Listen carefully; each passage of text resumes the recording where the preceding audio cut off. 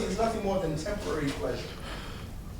So you're saying our current ideology of what happiness is what the actual definition for pleasure is? Right. This is why in the beginning of this whole conversation, I kept saying, guys, we need to get a definition of happiness.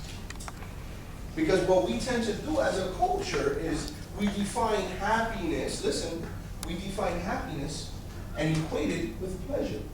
Even though we were given these words, what's fascinating is that if happiness really is satisfaction, we understand that there are pleasures that simply do not satisfy. And what we'll say is, no, there are pleasures that satisfy. But remember what satisfaction is. Satisfaction is having something and that it lasts. When you are satisfied, you don't need nothing else. I'm about to ask a question, but I think Chris should be able to ask. Okay, go ahead, and then we'll get started. Relate to what you're saying, but also what he's saying, going through, what you said before? Positive, Positive, negative.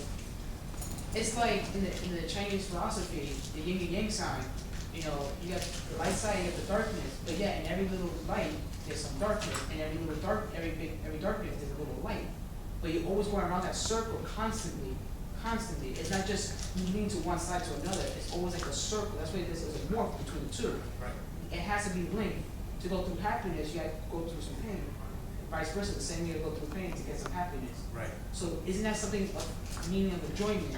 Like you want to basically experience everything, so you know what the meaning of life could be, or how you can have your own self definition about it. That's one way of doing it. However, the philosophers would say that would be a foolish way of doing it. Because if you go through life experiencing all things like that, what you will do is that you will attain more hurt than happiness.